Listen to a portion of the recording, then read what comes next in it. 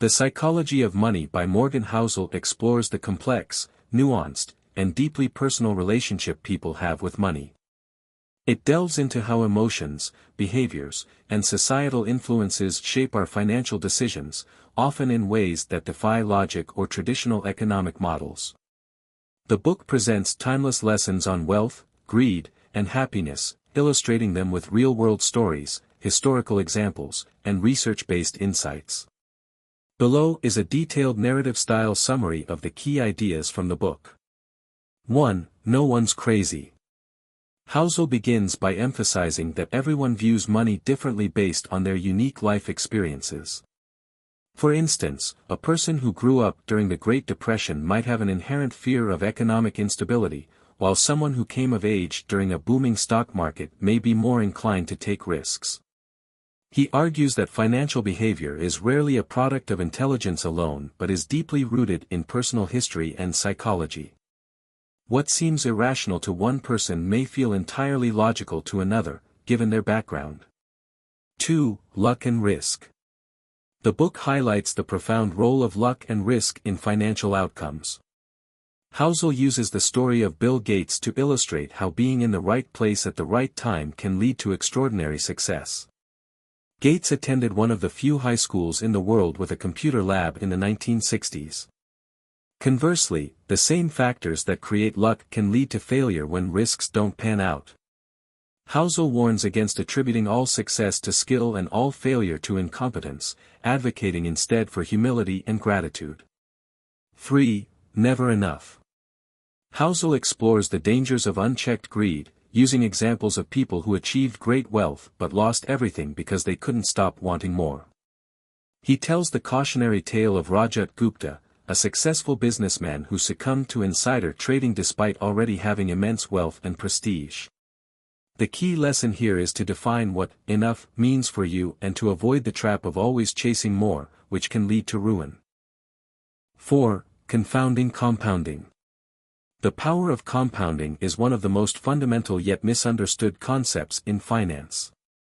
Housel illustrates this with the story of Warren Buffett, whose extraordinary wealth is largely the result of his long investing career. Buffett started investing as a child and let compounding work its magic over decades. Housel underscores that patience and time are far more critical to financial success than trying to chase outsized returns. 5. Getting wealthy versus staying wealthy. Housel differentiates between the skills needed to build wealth and those required to maintain it. Building wealth often involves taking calculated risks and seizing opportunities, while staying wealthy requires a mindset of caution and humility. He explains that survival is the cornerstone of long-term financial success, advising readers to avoid unnecessary risks and to always leave room for error. 6. Tails, you win. The book discusses how a small number of events often account for the majority of outcomes in life and investing. For example, a handful of successful investments can drive an entire portfolio's returns. Similarly, a few pivotal decisions or opportunities can shape a person's financial life. Housel encourages embracing this unpredictability and focusing on the big picture rather than obsessing over every minor setback. 7. Freedom.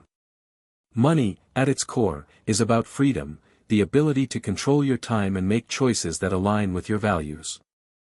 Housel argues that true wealth is not about flashy possessions or social status but about having the autonomy to live life on your terms. He emphasizes that the ultimate goal of financial planning should be to maximize happiness and fulfillment, not just to accumulate more wealth. 8. Man in the car paradox. Housel points out that people often chase wealth to impress others, but this rarely works.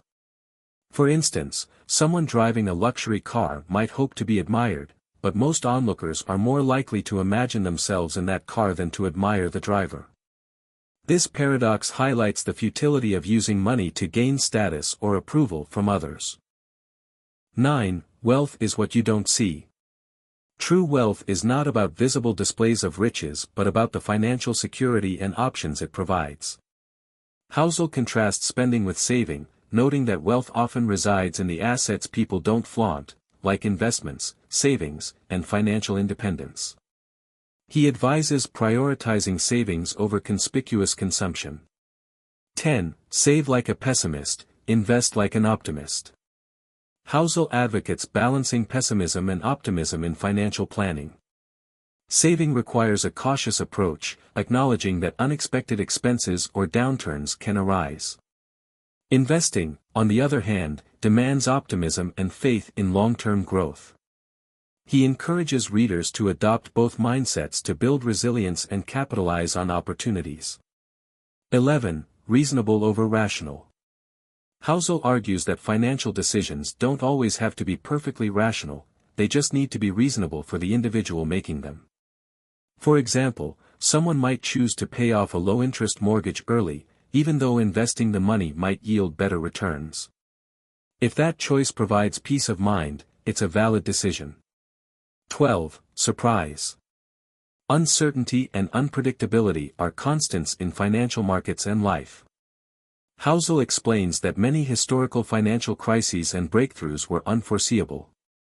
Instead of trying to predict the future, he suggests preparing for a range of outcomes and maintaining flexibility. 13. Room for error. Building a margin of safety into financial plans is essential for surviving unexpected shocks. Whether it's keeping an emergency fund, avoiding overleverage, or setting conservative investment targets, a buffer can help weather financial storms and keep you on track. 14. You'll change. Housel reminds readers that their financial goals and priorities will evolve over time. Decisions that seem wise today might not align with future circumstances. He encourages embracing this fluidity and regularly reassessing financial plans to ensure they still reflect personal values and aspirations. 15. The seduction of pessimism. While optimism drives progress, pessimism often garners more attention because it feels more urgent. Housel explains why pessimism can be seductive, but warns against letting fear dominate financial decision-making. He advises staying grounded in long-term trends and data, which generally favor optimism. 16. The End Game. In the final chapters, Housel ties together the book's themes, emphasizing that money is not an end in itself but a tool for living a meaningful life. He encourages readers to define their own financial values, focus on what truly matters, and remember that wealth is a means to an end, not the ultimate goal. Conclusion. Morgan Housel's The Psychology of Money is a profound exploration of the human side of finance. It challenges traditional notions of wealth and success, urging readers to focus on behavior, mindset, and values rather than just numbers. Through compelling stories and practical advice, Housel makes a persuasive case for humility, patience, and self-awareness as the cornerstones of financial well-being. Ultimately, the book is a guide to navigating the emotional and psychological complexities of money, helping readers make decisions that lead to both financial security and a fulfilling life.